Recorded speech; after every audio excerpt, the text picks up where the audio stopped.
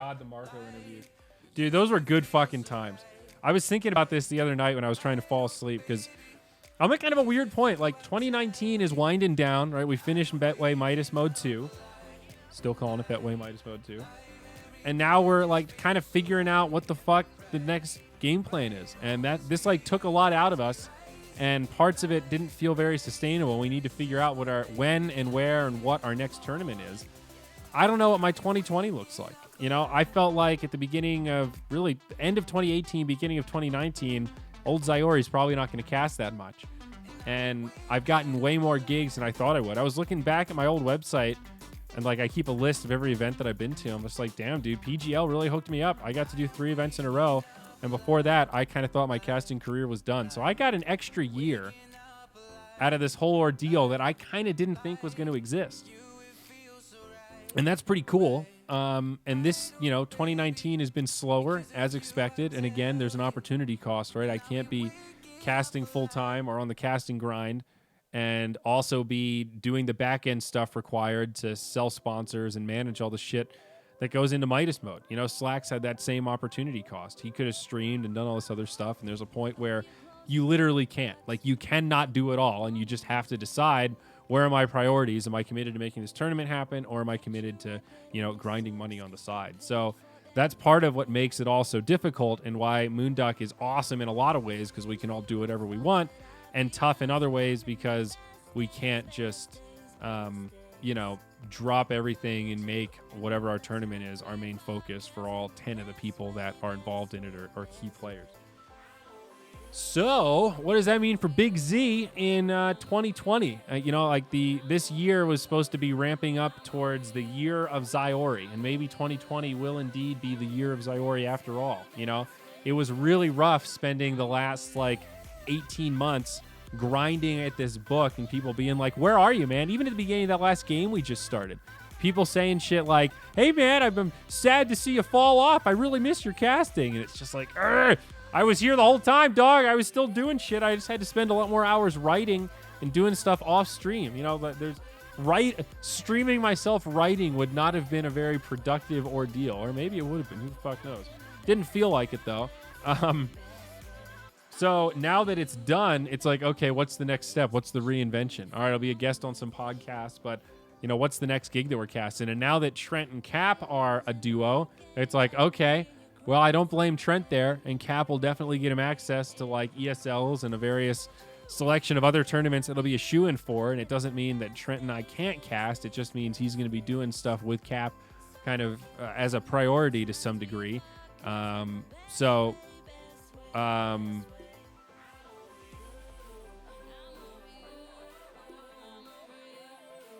I don't know. It puts me in a spot to consider what's the future. If my casting is not trending in a positive direction, it's like, okay, well, maybe this is the time when I should actually pivot out. And I think it was always what's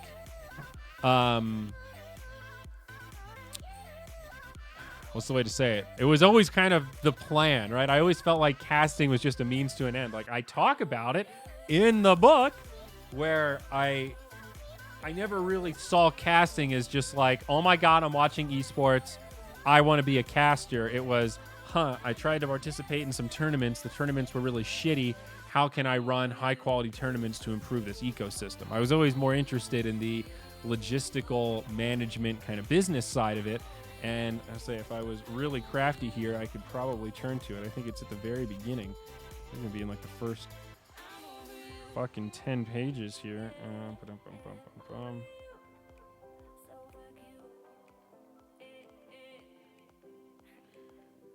Here we go. I mapped out the concept a little bit and then reached out to some of my friends who also played StarCraft to get some feedback. Most of them were intrigued by the idea and agreed to help put a few events together. Our team was lean, consisting only of 4 people, including myself. No one had any experience running tournaments or working in esports, but everyone was excited to build something from scratch and broadcast it to the world. When it came to delegating responsibilities, no one was exactly sure how resource-intensive each event would be.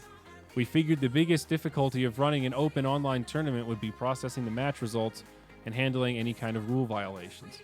As we formulated a plan to manually process the results, we soon started discussing our strategy to broadcast the event. The primary decision when it came to broadcasting was choosing between producing a broadcast ourselves or hiring an outside studio. Not only were we short on budget to hire casters, but I was not keen to let someone else take lead on this aspect of our event. The broadcast was the face of our tournament, and something in my gut told me it would have been better to just do it all in-house. Everyone else made it clear that they didn't have any interest in becoming a commentator, so the only solution left was that fit all my parameters was to step up and give it a go myself. We allocated everyone except me to administration duty, and I was charged with taking lead on all things production. So that's it, dude. Like, I legit did not give a shit about casting until I was thrown into it. Like, well, why the fuck would I do all this work and then just hand it to somebody else? Like, hey, Bobby, you want to just show up and monetize this tournament on Justin TV that I'm doing? Fuck you, Bobby. I'm doing that shit. So I made the 25 cents or whatever from those 10 viewers and, you know, kept the IP for myself. But I always wanted to just be a part of the ecosystem and prove, like, at the beginning, it was all about proving that I was serious. I could see all these other people around me. I could see all these other fans that were kind of just tangential. You know, these people that are like, I want to hang out with the players. And I always had this vision or this struggle of trying to communicate to the in-casters or like the influencers. Like, hey, man, I get that I'm nobody right now, but I'm really, really serious about becoming somebody. And like, just let me prove that I'm cool. And everybody said that. And I would say probably 10% of the people that said that back then actually meant it. And a lot of them were just sort of saying that because they were caught up in the moment and really excited. And I didn't know how to articulate that genuine, like, dude, I'm saving my money. I didn't go to the bar for fucking 3 months so that I could be at MLG Dallas. Fucking, let's buy a beer now, dude. Come on, I came this far to meet you, tasteless, please. So I saw casting eventually as a means of just staying relevant. You know, you realize pretty quickly that you need something to stand out and you need to start building a personal brand. I remember seeing like Artosis TV. None of this, by the way, is in the book. Everything I'm talking about right now. Like, I remember seeing Artosis TV and thinking, dude, I could be Zyori TV. I saw Artosis TV and Day 9 TV. That was all I needed. I was like, all right, Zyori TV is going to become a thing. I'm doing it. So after Hypercrew, that was part of, there's a whole chapter called Becoming Zyori, and realizing that, hey, I can morph this faceless brand into that was called Hypercrew into just, I'm Zyori, this guy that's doing stuff in esports and getting hired to cast events and do that kind of shit. So I always knew casting had a lifetime on it. You know, I never saw myself as OD Pixel. I was never, ever at any point in any game a true, like, best of the best tier 1 of the tier 1 caster, where I had that feeling of, I'm going to be a caster for the rest of my life. Even when I was at BTS and my full-time job, 40 hours a week, was casting from the studio. I was an esports commentator. I still felt like, I'm not that good. Just listening to LD, he's better than me. He's more articulate. His brain works faster. He's able to string words together and bring hype in a way that even, like, at my best, I will never match LD at his best. You know, and this is a grandiose analogy, but I remember being in college and just starting to, like, get into the creative entertainment sphere of, like, making content for esports. And I remember watching The Daily Show and thinking, dude, if there was a Daily Show for esports, it would be so fucking popular, but it could only be done by some exceptional talent like Jon Stewart. And every time I would watch The Daily Show, I would simultaneously get motivated and demotivated at the same time, because the content was so awesome and compelling. I was always marveled at how they could write these awesome, funny pieces that were informative and also hysterical at the same time, knowing that they're doing this show fucking 5 days a week, and it's Wednesday, and they did an episode yesterday, and they're doing an episode tomorrow, and they're still making this awesome shit on this crazy schedule. And at the same time watching it and thinking, I'm never ever going to be close to Jon Stewart. Me at my best, if I dedicate 100% of all my effort to just being a commentator, to trying to make this kind of content, I'll never hold a candle to this guy. You know, it's recognizing your own limits when you meet other people or see other people that are so exceptional at their jobs and kind of make it look easy. And of course, he's got a giant support staff that makes all that stuff possible. But yeah, I don't know. I just loved the thrill of being talent, and I always felt lucky, and I felt blessed. I hate saying that. I didn't really feel blessed, but I did feel kind of lucky to be able to ride that wave and, you know, maintained for half a decade as a full or part-time commentator. But it was rough, and, you know, not knowing when your next paycheck is coming and being kind of contract to contract is pretty brutal. So I always wanted to pivot out, and I always wanted to hedge towards management, so in the future I could find a job that is more management focused, and at the very least then I could hold some of the cards when it came to doing stuff with Moonduck or various other esports things. And it's like, hey, if Moonduck's doing tournaments and I'm in control of the talent or the talent decisions, I can, you know, pull some strings to make sure that old Zyori is included in the talent list. So in some ways, being part of management is a function of control, but in other ways, it's just hedging my bets for the future, knowing that the talent wave is a limited arc and you can only ride it as long as you can ride it. And as more talented people get discovered and come along, you know, the less gigs there's going to be for folks like old Zyori here. So who knows, man? But it's kind of cool to like be at this point now where Midas mode is done and I'm focused on like the payments and the winding down and just wrapping up all the financial shit at the end of the year. And we can take kind of a quiet final quarter of 2019, actually enjoy like getting moved into this new space. Now that the book's done, enjoy just like playing some games, streaming some games. My dream was always to stream World of Warcraft at level 60 and stream some raids and PvP and shit, but got sidetracked and never hit level fucking 60. So, you know, I always say the goal is to make more content, but it's hard when you don't have the bandwidth for it. Now that this big piece of content is out, it feels like it's part of this feedback loop where every stream I do now is a marketing opportunity to introduce somebody to the book. And the goal with the book really isn't to make a lot of money off of it. If that was the case, I would have charged $20 a book and made way more. Instead, the goal was to, you know, try to at least break even on it and just tell a really cool story and have more people read it and understand the struggle it took to fucking get here and how lucky a lot of the commentators like myself are to be where they are. Lucky in combination with, you know, fucking personal sacrifice and shit. So, anyway, long-winded rant. When's the raids, dude? Soon. I'm level 54. I got to get to goddamn grinding. I got to step it up. Surviving esports. Wait, I really want more reviews on Amazon. That's like right now my big fucking push that I keep telling people about. Every time someone sends me a message that says, hey, I read the book. I really liked it. It was awesome. Thanks for writing it. I say, for the love of God, please post that on Amazon. I appreciate those words so much. Please, please. Just give me an honest review. I need it. Like that's the shit that really gets people excited and how like it starts to spread. And like that is one thing that Amazon weights very highly is organic reviews from people that have actually bought the products. So, you know, I never ask people to post positive reviews. I just say post something. And if you liked it, fucking great. I'm even more excited to read your review. And if you thought it was kind of a piece of shit, well, still review it, man. Still post something. You know, it was my first go, so keep that in mind. It's, you know, first time author. I tried my best.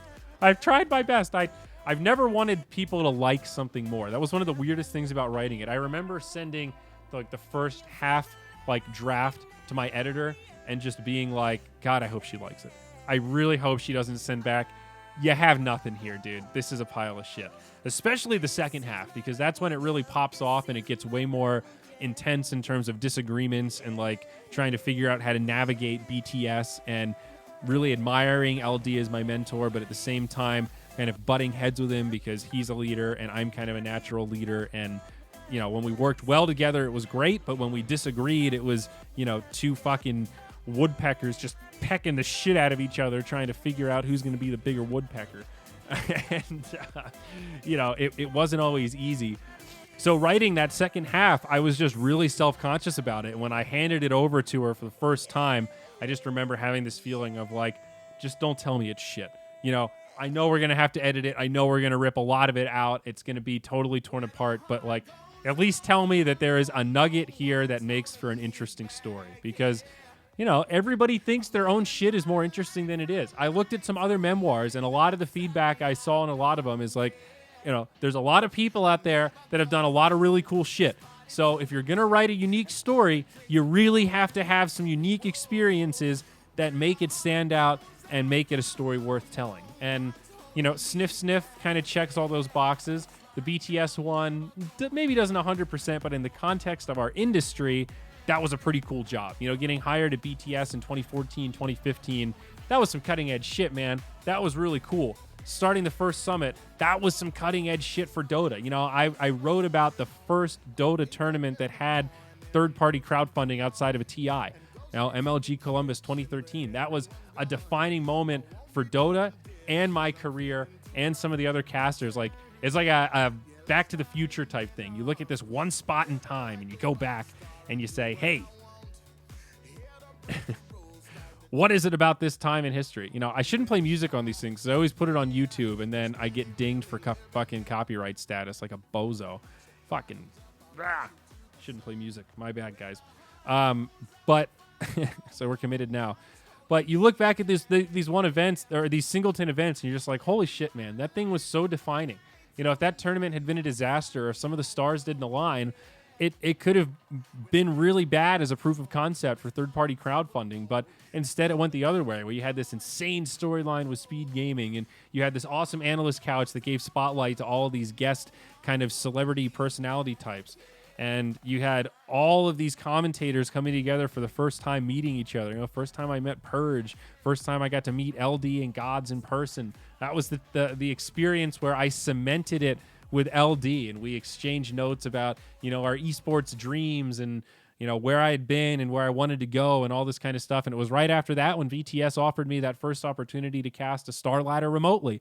And it was doing good enough on that was when they offered me the job. That was sort of like my trial without knowing it was my trial. And then after that, they said, hey, dude, we need somebody in the studio.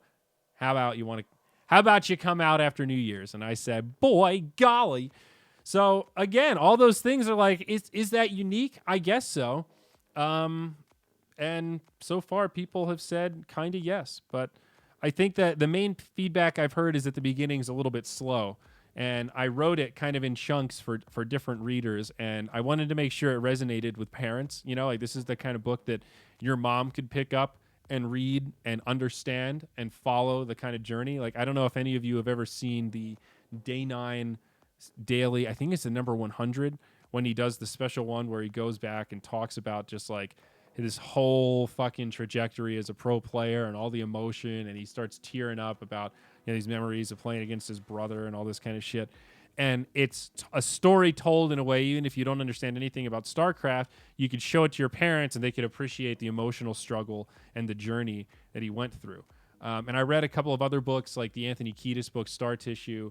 There's one called The Art of Learning by, what's his name? Josh Watskin or Watskins or whatever. He was the person that they made that movie Searching for Bobby Fischer around. He was like a prodigy chess player. And he wrote a book about learning and like kind of his firsthand account of being a professional chess player at a very young age, and how he applied this framework to from chess to the rest of his life to be sort of like a power learner and be able to like really absorb information really quickly.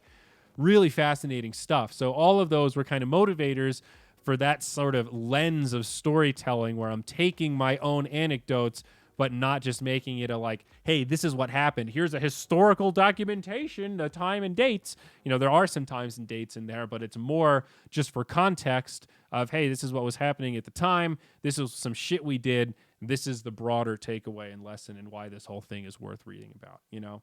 So the first third of it or so, up to like chapter 8 or 9, is really about that foundational stuff and the early parts of my esports journey when things were small time and, you know, how to work your way up. And I felt like it was important. You know, if the story just started at sniff, sniff, it would take away some of the gravity of sniff, sniff, and it wouldn't really make sense to parents. You know, it wouldn't really like if you didn't know a little bit about my story already, or if you didn't know about Sniff Sniff already, you would just start with the bombshell. And if you think about good storytelling, you need a buildup. You want there to be this arc, and it kind of comes up, and then you're like, oh, holy shit, and then it spikes a little bit, and then there's that crescendo that finishes it off. So, you know, the beginning maybe isn't written for the hardcore Dota fans, but then that second half really is about Dota Radio, Beyond the Summit, all that shit. And that is when you get into the really hardcore, super Dota-driven, you know, it's like me, LD Gods, Merlini, K-Pop Tosis, working events, doing stuff, really about the struggle of becoming a commentator, perfecting the craft, getting hired and feeling like at first, oh my God, I've made it. I finally got a job in esports. And then within a month of being there, feeling completely classed. Weirdly enough, I just opened it to that page, the ESP Shock Therapy Cup. By the end of January, the Davids had found something for us to cover. It was an $10,000 cup taking place over 10 days called the ESP Shock Therapy Cup. The Davids figured it would be a good event for me to warm up on and decided to pair me with LD so he could show me how they usually handled live productions. They also wanted LD to get more experience as an analyst rather than his typical role as a play-by-play commentator, so it seemed like a perfect fit. He could oversee and teach me while practicing something new himself. The pairing was a bit awkward at first as we traded off doing play-by-play during team fights, but we grew into it rather quickly. LD was a true professional and great mentor. During the commercial breaks, we talked about each cast and exchanged notes. He helped me get into the habit of immediately addressing mistakes and trying to learn from them. I found myself nervous on the first few days, especially as I put undue pressure on myself to impress my new boss. Those nerves started to subside once we fell into sync. We found ourselves trading off rapid play-by-play just like we'd been casting together for years. Waking up early and working on the same schedule was a bonding experience for us. We shared a love of coffee and conversation. The more time I spent with LD, the more I saw parts of myself in him. We were both natural leaders with workaholic tendency. We both have that whatever it takes attitude when it comes to getting things done that we're passionate about. When we agreed on something, we worked well and we were able to tackle big problems. However, we didn't always see eye to eye. He was my superior and I genuinely respected his judgment, but at times he could be a difficult person to disagree with. Both of us tended to be stubborn, especially in situations where we thought we were right and the other was wrong. The difference here was that LD had studied philosophy as an undergrad and as a result was a much more skilled negotiator. I was happy to have him as my mentor. I trusted him as a leader. He had a degree of confidence that I was still rebuilding myself. This is post Sniff Sniff, and I was relieved to be in good hands. The ESP Shock Therapy Cup was also a wake-up call for how amateurish I was as a commentator. Even though I was performing better than ever before, listening to LD and hearing how eloquently he articulated his points made me realize how far I still had to go. I started thinking about commentary in a whole new light, considering things like expanding my vocabulary, strategically changing my cadence, and using different tones to match the context of the game. Ironic that I couldn't read that sentence well. I felt outclassed, which only motivated me to work harder and close the gap between myself and my coworkers. The other, perhaps less expected outcome of the ESP Cup was crystal clear evidence that the Sniff Sniff incident was far from forgotten. During the tournament, LD and I had each looked at a live feed of Twitch chat on secondary monitors to see how everyone was reacting to our commentary, and I think he was genuinely surprised to see how fast it evolved from a few comments to overwhelm the entire chat room by the end of the tournament. So there you go. That's a nice section from the ESP Shock Therapy Cup.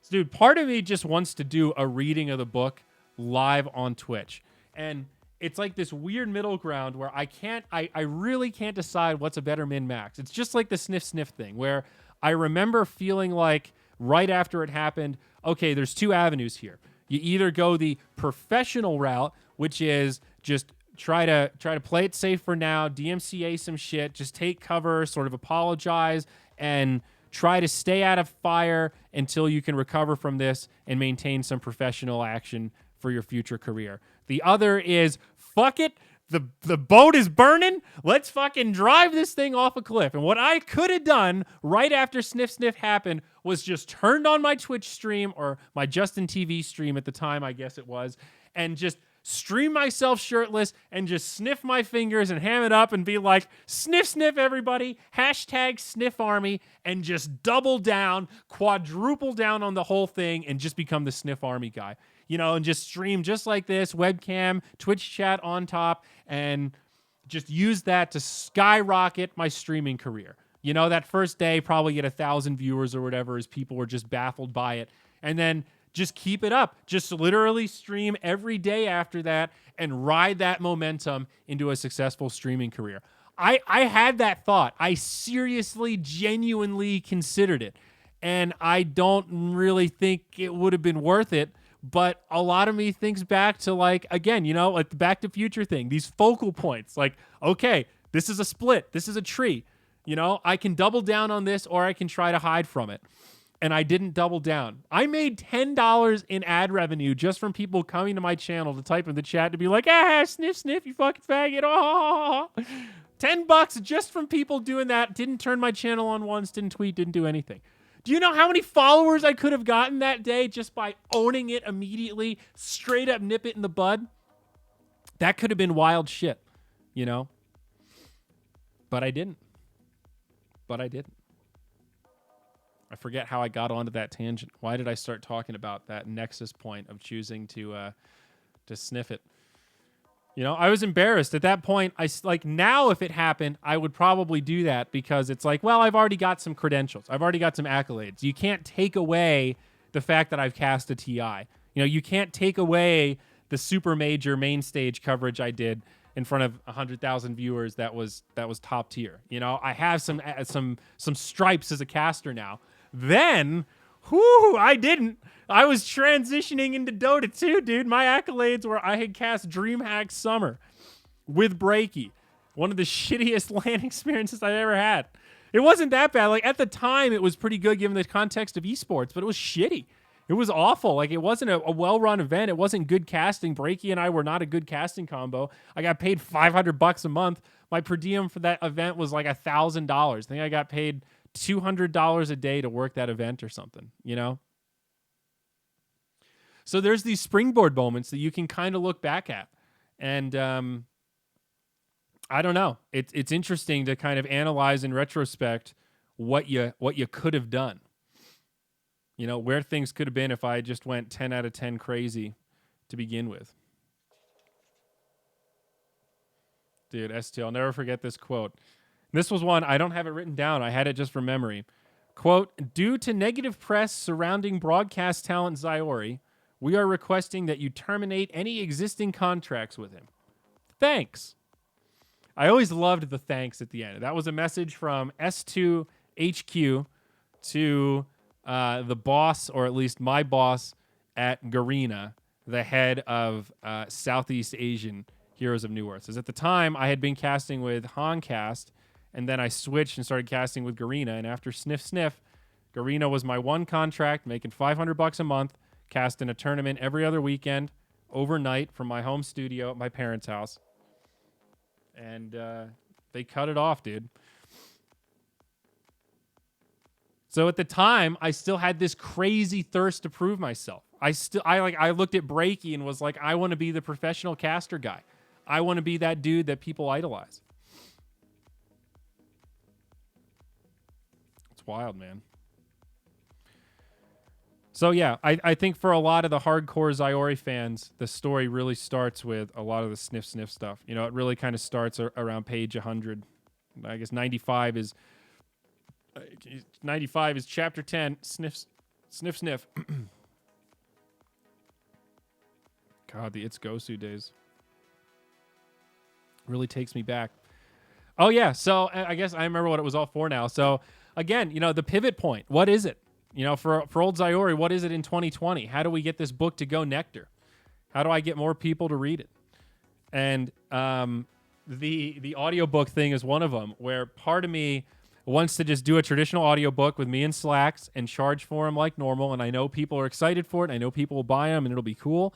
But how nectar would this thing go if Slacks just did a live stream reading of it and I just did a live stream reading of it? And we recorded the audio of that, and then that became the audio book. And maybe we should just give the audio book away for free. You know, is that crazy? I don't know. Is it like how much money are we actually going to make from this thing? Slacks thinks it'll be worth it. I asked him about this, and he thinks that we should charge for it. But it's one of those things. Part of me wonders if we give the audio book away for free, how many people might buy the print version or buy the ebook version because they like it and they want to support it and they appreciate the fact that the audiobook was given away for free. And how many more people will we reach by giving it away for free that otherwise wouldn't have listened to it or any parts of it? And I mean, there might be moments that are super clip worthy and we could put those clips up somewhere and that could actually be pretty cool. So I don't know. I mean, again, I didn't really write the book to make money. I wrote it more to tell a story and hope that people would appreciate the story. And in turn, that would kind of raise my stock and increase my fan base. And just the achievement of writing a book that's pretty well received and tells a cohesive story could potentially be leveraged to do, more speaking stuff at conferences, or potentially write another book. Or, I would love to get, I love podcasting and writing. I was thinking about it, and really, like, if we sold Moonduck tomorrow to a TV network and I had $1 million in the bank and they were just going to take the IP, I don't know why anyone would ever do that, but if that were a thing, what would I do? I'd probably just podcast more. I'd make more of this content, and I would give less of a shit and probably be more honest. And I'd probably start writing another book, because fuck it, I don't have anything else to do at that point. I can just do whatever I want for money, or whatever I want. I don't have to worry about money. I'd start painting. So I think writing and podcasting are my two big creative outlets. And if I could use this book and the feedback on Amazon to leverage that into like a real podcast, like a Sirius XM radio show, or like some real ass content, or like imagine like a Netflix show for esports, some shit like that. That could be so cool. And even though books are a little bit weird for our demographic, or like the younger gamer audience, the people with money, the suits, the boomers, this shit is really impressive. All my friends' parents, when they see this laying around, have been like, I thought that guy was an idiot. He wrote a book. And they start flipping through it, and they're just like, holy shit, this is like a real book. What the fuck, dude? You wrote a book? Holy shit. I thought you were a dipshit. So it's a credential, right? It was a fun challenge, and I enjoyed writing it, and I've always enjoyed writing as a creative outlet. And it feels good to tell a story on a cohesive medium like this, where I can hand the story to somebody instead of saying like, all right, you got 2 hours to listen to me talk, because I could get a bit wordy. That's my problem in real life. Every interview I do, they're like, hey, that was really great. We're going to have to cut out 2/3 of it, though, because you talked for 45 minutes to do a 15-minute slot. So what do you want? I've literally done that before. I go into interviews now saying, okay, don't talk too much. Don't talk too much. You're verbose. Be direct with your answers. And I go over time literally every single interview. So it's nice to have something that's more refined. So anyway, I don't know, man. Maybe just giving the audiobook away and making a live event out of it is a better way to do it. Maybe that's a better option. Because the thing about audiobooks is weird. Is like Audible is actually pretty shitty. They take like a 60 or 70% royalty rake, so it's not really that great. And I could obviously set up a Shopify or a WooCommerce, and I could sell it myself through a website, but that's also a pain in the ass, and that's just one more fucking thing I have to manage that I don't want to have to manage, which is the great thing about Amazon, is that I could just publish it, and now it's Amazon's problem, and I can just promote the fuck out of it and worry about someone else doing, or not have to worry about someone else doing fulfillment. So that also is a factor of like, if we just give the audiobook away, I can just post it on my website and people can download it or not download it, and I don't really have to give a fuck, and it's just there in existence. And, same with the YouTube stuff. Slacks and I can each do our recordings. We can post it on our respective YouTubes, and it will or it won't sell books. So I'm curious, Twitch chat, hit me with it. This is a chat with chat. We're doing a Zyori chat with chat. Hello, everybody. This is number 2. I'm going to update the title. So we'll probably be here for at least another 20 minutes or so. So this is one of my goals. I've been wanting to do the chat with chat more regularly, get these up on YouTube, just open Q&As, man. Kind of blather about my thoughts and get feedback from y'all. I mean, I'm sure you're all incentivized to say, yeah, we'd love a free audiobook. But, I mean, how many of you that want the audiobook would download a free audiobook, listen to it, and if you like it, go back and buy the ebook just to support the cause, Because if y'all would do that, then I would definitely consider letting it go for free.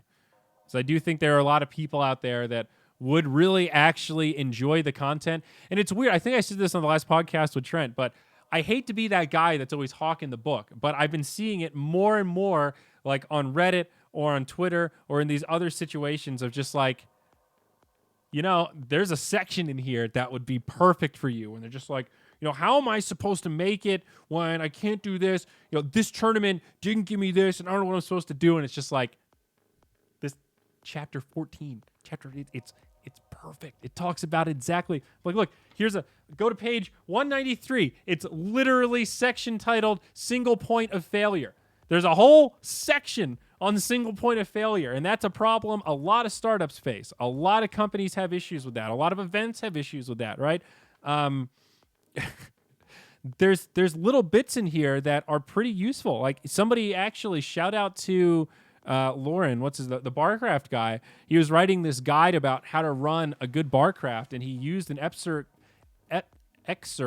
from the book talking about the party that we ran at 66 Sports Lounge and how it conflicted with a football game that was like a California match. It was like the Raiders versus the 49ers. Dude, I found it right here. I know this book well, page 226. The Sunday party was indeed much more crowded, but we failed to consider that our event conflicted with NFL football. This Sunday just so happened to be the only matchup between the San Francisco 49ers and Oakland Raiders of the season. It's a big rivalry matchup and a bad day to rent out a local sports bar known for showing football games. We reserved about half the TVs in the venue, but during the football game, the place was jam-packed. Football fans were not excited about seeing women in costumes or watching video games on TV. We had the majority of the patrons in the bar, but football fans were pissed off about not being able to hear their game. We blocked off a VIP area for the players to sit in during the signing sessions, but one of the other patrons got aggressive when I politely asked him to move. He told me that he, quote, didn't have to do shit and refused to move from the area. Just as this was happening, players were starting to file into the VIP area. My old friend PPD from from the Heroes of Newerth days was playing on a team at the event and told the guy to calm down as he walked by. The guy blew a fuse and started screaming at us that he wasn't going to move for, quote, any of that queer bullshit. PPD walked away immediately as I tried to keep him at bay and flag down the owner. The guy was a drunken Raiders fan, upset that they were losing and very inebriated. The owner found him a new seat on the other side of the bar, but was later forced to eject him for being too obnoxious. I was relieved that the bar was able to handle him, though I really thought that the guy might try to take a swing at someone. So, again, there's like these little pieces, and big shout out to Lauren for like reading it and then finding that little piece and being like, dude, I want to use this as like a lesson to other people that this is relevant to, and link back to it. Is that cool? I'm like, dude, is it ever? Please use this as a reference. That's exactly why I fucking wrote it. But there's a ton of that shit, and I just feel bad like responding to tweets of just like, check out chapter 7. But there are certain parts where, that's literally why I wrote it, was for people like that. Sometimes I see, I'm in some of these Discords with some of the tier 3 and tier 2 casters, and I was a tier 2 and at one point a tier 3, tier 4 caster, just trying to worm my way up, sneak into after parties and shit like that. I remember the struggle. I'm aware of the struggle, and that was a motivator in writing it, was thinking like, some of y'all, might need a little perspective or might benefit from a little perspective of, you're not the only ones that went through this struggle. And it's weird to balance to like, you don't want to play the pity party, because it's not like, well, it sucked for me, so that means it should suck for everybody else. Like I have an older family member that's kind of like that, of like, I had to sacrifice during the war, so young people today should have to sacrifice too. And it's like, well, I see what you mean, that there is value in learning, like there's value in some sacrifice, and it helps you appreciate stuff and not take things for granted. But the goal as we move forward and progress through things is to not enter war times where we have to sacrifice fucking sugar and butter so that we can make more tanks to blow up Cambodia. Like, there's sort of a trend of like, you want to acknowledge that some things have been the way that they are for a long time, so that change might move slowly, but you don't want to use that as an excuse to say, well, humans have always been like this. Men and women have never got along in the workplace, so why should we expect it to now? It's like, well, because we want shit to get better. The minimums rise over time. That minimum bar is always increasing, so that means so do the expectations. So what was okay in the 90s might not be okay today, and what we perceive as like, yeah, this is an okay hardship. This is part of life. 20 years from now might be considered, Jesus Christ, we made people do that? We didn't have caretakers? We made them just fend for themselves? Fuck, that was pretty savage. That was pretty brutal. You mean we didn't let the Muslims in? We just stopped letting them in? Jesus Christ, that was pretty brutal. It's always a moving target. There's never this point where we've hit utopia and we've got it all figured out. As technology changes, as expectations change, so does everything else. It's all part of this moving system, man. It's all complicated. It's all part of the system. Again, I went down a dark hole. But Yeah, I don't know. The self-promotion is weird. I'm so proud of it. It's like you want to have this degree of self-awareness where is it actually good? Everybody keeps telling me it's good, but would you tell me if it's bad? Somebody read it and hit me with that honest feedback. I just walked out and came back looking like a completely different person. I'm also really glad we put the Dread picture on the back. I think that was a good play because you can kind of tell from the cover a little bit, but I told my my designer, like, I really feel like if you've not heard of me, it's important to have that visual image to start it off. And I mean, that's even in 2013, but you got to see the dreadness to really get an appreciation for how epic they were. I think it turned out pretty well. The other thing that's mind-blowing to me, looking at Amazon, so actually, we can pull it up here. Let's do this live, actually. I'm sort of curious. Where's my tab? So, surviving. I'm going to be here it is. I'm going to be a shill today. So, surviving esports. Ooh, there's 10 ratings if you went through. It looks like some people did leave them. So, where's the ranking? Oh, there it is, down here.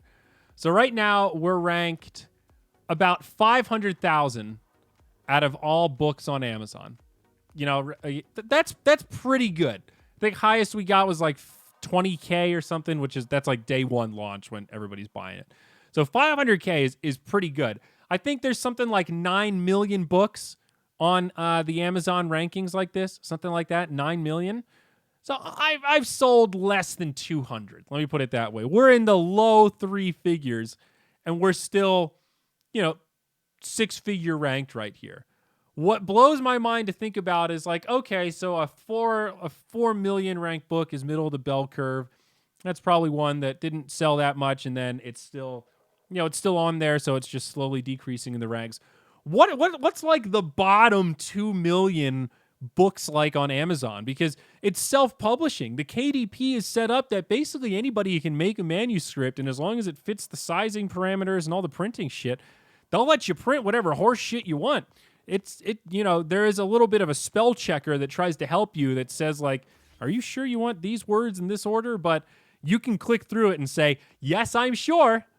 I'm positive. Because I did it, right? Like 30 errors got through in the original. Amazon doesn't give a fuck. So it really makes me wonder, just like now that I have a benchmark of like, okay, I haven't really sold that many books. I'm not that popular. And we're still in the top million. What's the rank 8 millionth book on Amazon right now? I'm actually curious. What is all this stuff that people are publishing? It kind of blows my mind a little bit. Hey, cool. We got 8 reviews. Look at this. Oh, look at this one. Hey, we got a Sniff Sniff fan. All right, I haven't read this. First time reading it. Good book, Sniff Sniff. Really enjoyed the book and Zyori's take on things in esports that I looked out from the outside and to see how he viewed the events from the inside. That's good. This guy is actually in the book, believe it or not. I don't reference his name in the book, but I couldn't believe that he read it. It's such a nice review. That one really meant a lot. Those are the kind of unsolicited remarks that kind of hit you right in that, like, oh shit, I touched a couple people. Because he was one of the guys that we partied with at like the early MLGs. He's in like the first 50 pages. And again, I never said his name because I'm not that friendly with him, but he's somebody that I added on Facebook a long time ago. And I guess he remembers me, perhaps. I don't know. But he picked up the book and read it, and it was like one of the first reviews on there. And I recognized the name right away. And then I saw on Facebook, which I don't really use Facebook that much anymore, he had posted a really, really nice message that was just like, hey, dude, I read it. This thing was really cool. I'm so glad you wrote this. Fucking keep on keeping on. And I got hit in that like, oh, Grindel. Oh, stop. Let's see here. Man, DreamHack Summer 2012. That was some shit. I'll never forget that producer. I doubt she's read it. I don't think she works in esports anymore, but damn. Like my editor brought up one of these things, or one of these points of, sometimes you seem to give people credit and make sure you state like the date, the time, the name, and give them the idea. And other points you just kind of say like that producer, and maybe we should normalize that. And I thought about it and realized that that was something that I had sort of done accidentally, that I went back and then refocused intentionally. Was I don't want to be negative. I don't want it to be a book of gotchas. So there were certainly some times where people did really cool, impressive shit, and I want to give credit where credit's due. Like, hey, this person called me out. This person was right. Credit to this person for sniping it in that conversation. And then there's other times, like if someone who's not relevant in the industry anymore that fucked up something really bad, I'm not going to be like, blank blank from X company who now works at Blizzard Entertainment as an editor. You know, like, fuck that, dude. It's petty. It doesn't add anything to the story. Just say that producer that sucked and leave it at that. And the people that were there will know who I'm talking about. And the people that weren't probably won't. And if you really want to be a detective and go back and look and say, okay, DreamHack, and you could probably piecemeal some train of breadcrumbs through LinkedIn to figure out who it was, or at least get 1 degree from separation away. And that's fine. It's not meant to be like some big secret where, oh no, I hope that producer doesn't read it and get her feelings hurt. Like, looking back, I more wish that producer did a better fucking job so I could have written nice things about him in my account of history instead of shitty things. That was like the Dota Major All-Stars. Let's see, which chapter is it here? Red Bull Battlegrounds, A Meaningful Conversation, Summit 3. I think it was before Event Madness. Oh, yeah, here it is. Dota, yeah, Chapter 20, 241. This one was seriously for all of my Southeast Asian fans out there. And I saw this one as like, dude, there are at least 3 people I can think of that follow me probably exclusively on Facebook, only listen to my coverage when it's of Southeast Asian stuff, will look at the breakdown of chapters and go, Major All-Stars Dota 2. I'm fucking buying this book. I want to read the chapter about this whole fucking adventure. Because that event was just a fucking trip. And there were a couple spots where I wrote it. I'm just like, damn, that was pretty harsh. But then you think back and go, somebody's computer literally caught on fire in the booth. Like, it doesn't get worse than that. They literally set us up with the worst production setup possible. Computers with no local memory, an audio setup that is, even if you've never run a Twitch stream before and you've done concerts, you should still understand basic audio engineering. Again, I'm no audio expert. I am not the kind of person that is, some big audiophile, but I still understand the basic concept of how audio waves fucking move. And if you put speakers in a room and angle them one way, you can draw a little map of the arc of how the sound is going to flow, and you can identify weak spots and, whatever. Don't fucking put the casters facing the speakers without noise-canceling headphones. That's just a no-brainer, And some of it's on us for just showing up and assuming that they would have that figured out. But, goddamn, the venue. The next day, we wanted to see the venue and meet staff. So early in the morning, we asked about rehearsals, but the time kept getting pushed back. Once the afternoon rolled around, we grew tired of waiting and drove ourselves over. When we arrived, we were shocked to see that aside from the stage and chairs, almost nothing was set up. We wandered around until we found the directors. They were huddled up in one of the rooms behind the stage, still splicing data cables. Upon our arrival, they got up and introduced themselves, but immediately told us they were behind schedule and needed to get back to work. One of their lead guys, Adrian, told us that there was some miscommunication about wiring in the venue, and some of it had to be replaced. This was alarming, to say the least, given the event was supposed to start in less than 16 hours. We continued to poke around the venue, but left shortly after, because there was basically nothing else to do. None of the player computers had power yet, and production gear was nowhere to be found. There was a medley of cameras and tripods scattered about the back rooms, but it wasn't clear where we would be broadcasting from. We didn't hear anything else that night, so we decided it would be best to show up early for the first day of the tournament. We arrived about 2 hours before the broadcast was supposed to start and noticed there was no internet plugged into the computers that they had set aside for us to use. When we inquired about how long it would be until we got internet, the staff seemed surprised. We explained that Dota 2 only worked online, therefore we needed internet on all computers. This seemed to spark even more confusion as we asked if there would be a live production crew that we could talk to get things sorted out. That's when we learned that we were the production crew. And we found it was far from an ideal scenario, though at least it was something that we were capable of doing, at least if we were given the proper hardware. Had we known that we were solely responsible for putting together the live stream, we would have come prepared with a graphics package and a few pieces of backup hardware.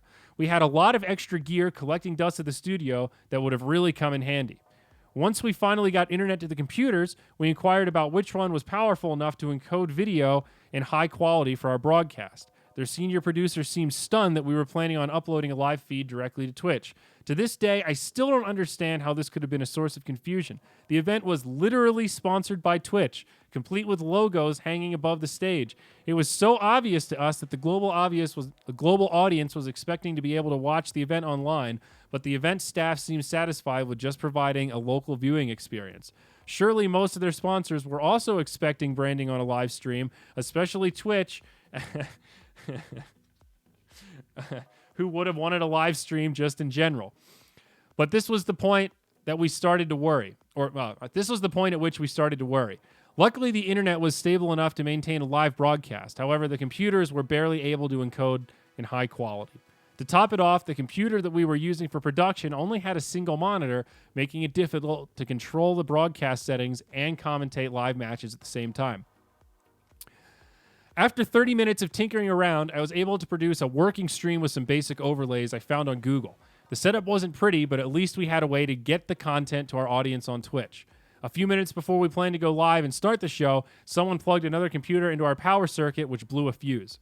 We only lost power for a few minutes, but when we turned the computers back on, we found that all the settings had been completely reset. Upon further investigation, we found the computers didn't have any local hard drives.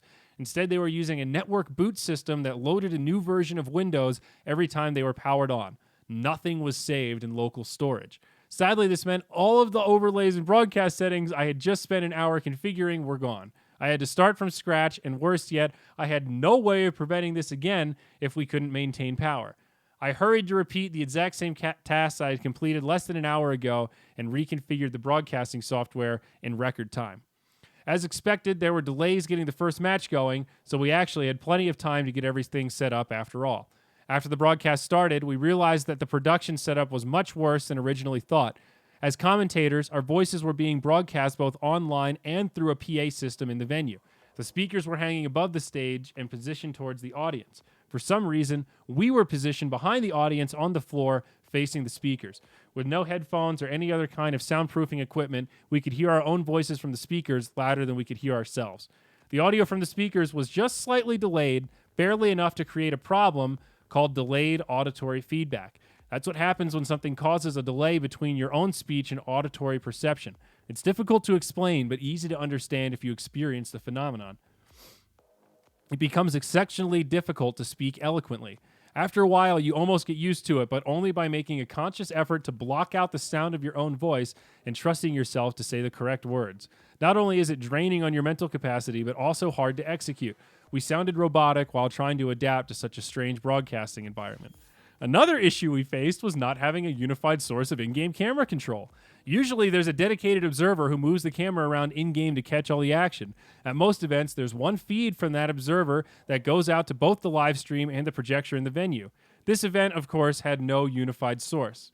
One of the commentators was controlling the feed that went out to the stream, and the other was controlling the feed that went out to the venue. This made the analyst's job much more difficult than usual, as they usually have the luxury of being able to move their camera around quickly and catch specific details around the periphery of the fights. Poor Winter had never observed matches on this level before and understandably struggled to balance everything. It also didn't help that we could barely hear each other over the volume of the PA. Several times when we would trade off commentary, I had no idea what the other person had said. I'm sure it was some of the worst content we'd ever produced at Beyond the Summit, but given the circumstances, we handled it to the best of our ability. As if those problems weren't enough, it also turned out the venue was so old that the power grid wasn't stable. All of the computers and production equipment caused some sort of major power failure. They were able to make it through day one, but as we were leaving at the end of the first day, the staff had to stay up all night rerunning power cables throughout the venue. There was also an embarrassing moment when smoke started coming from one of the player booths live during a match. Ladies and gentlemen, Dota All-Stars Major. What the fuck's it called? Major All-Stars Dota 2? Jesus Christ. Actually one of the worst tournaments of all times. Even just reading it back, it sounds unbelievable. Like, if I were to write a fiction story of my worst experiences in esports, that probably is still better than any horse shit I could have come up with.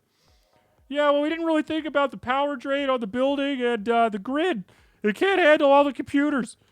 We didn't think that the players would want a practice area, so we didn't have one, and we had to make one, and now we don't have power. Power! Jesus Christ. Folks, remember, you can buy this book on Amazon. The Hotel. On top of everything else, I had a particularly hellish experience trying to get to the airport the day after the tournament. During the after party the night before, one of the event staff came up to me and confirmed the time of my flight, and confirmed the time my flight was leaving the next morning. He gave me instructions about where to meet him in the lobby so he could arrange a taxi. Gods had decided to stay behind for a few more days to visit some local friends, so I had to make it off by myself. The instructions seemed simple enough, but when I came down the next morning, my driver was nowhere to be found. I had only slept for about 2 hours and woke up still drunk from drinking so late into the night. I waited around in the lobby for about 15 minutes before I started getting nervous. I double-checked my flight time and started worrying about making my flight if I didn't leave soon. As panic started to set in, I asked the clerk at the front desk to call me a taxi. At first, he refused and said he didn't know any taxis, but then eventually he picked up the phone and called someone as I got more frantic. It was a huge mistake to reveal my emotional state. I think the, quote, taxi he called was just one of his friends who had a van and nothing else going on at the time. He told me that it would be about $60 in American currency, and I quickly handed him my credit card and said okay. To his friend's credit, he did get me to the airport with enough time to catch my flight. However, handing over my credit card turned out to be a big mistake. When I made my connection in Hong Kong and got access to the internet, I found out several fraud alerts were in my email. Someone had charged about $1,200 worth of hotel reservations in China. My credit card company was able to freeze my card and automatically reverse most of the charges, but I was still out a few $100s and had to file an official report. As I thought back, I realized I only had used the card one time, and that was at the hotel to book the taxi. Everything else was either paid for in cash or comped to the event organizer. I was a bit rattled from the whole experience and decided to go public with the information, as the players and talent were all staying at the same hotel. If it happened to me, it could easily happen to someone else. I mostly blamed myself for letting my card get stolen. I should have known better than to lose my cool and hand my card over to a stranger. Being intoxicated at 8:30 a.m. in the morning surely didn't help my judgment either. I put myself in a situation to be taken advantage of, but that doesn't absolve the clerk from taking responsibility for his actions. At the end of the day, he was a thief and I was a victim. It was a tight connection with my next flight, so I made a quick tweet saying the Best Western Hotel in Malaysia stole my credit card number and suggested that everyone staying there check their accounts. I knew it would cause a ruckus to publicize the information, but I figured it was worth it if it prevented anyone else from falling into the same trap. As it turned out, Best Western was one of the sponsors of the tournament. Fallout went ballistic when they saw my tweet. Honestly, I didn't realize the hotel was one of the event sponsors, but I didn't think it would make that much of a difference. A Fallout staffer told me that I should have come to them first so they could, quote, handle the situation, even though there wasn't really anything that he could have done besides public damage control. My credit card company had already blocked most of the charges. It wasn't about money lost, it was more about preventing future victimhood and reporting a thief. Fallout contacted Gods and then tried to leverage this incident to break their contract with BTS. They claimed that because the hotel was a sponsor, I broke the agreement not to defame them for any reason. We argued it wasn't defamation if my accusations were true, which didn't qualify as a breach. They never publicly admitted the hotel was at fault, but they did eventually pay our talent fees. The payments were significantly delayed, but to my knowledge, they were paid in full. The winners of the tournament reported it took over 2 years for them to be paid their full winnings, much longer than what was agreed to ahead of time. Wowzers. Well, there you go, ladies and gentlemen. Fallout Gaming strikes again. Keep it quiet. Oh, my. All right. Well, this was fun. I'm glad we got to do a little chat with chat. I'm going to try to do these more regularly. We are going to IRL stream in New Zealand, so that's going to be super fucking fun. Hopefully, y'all will tune in for that. And, yeah, I've just been playing some WoW and relaxing. I'm going to go get some dinner and then get my grind on and enjoy this fine Saturday night. I hope y'all have a good time as well.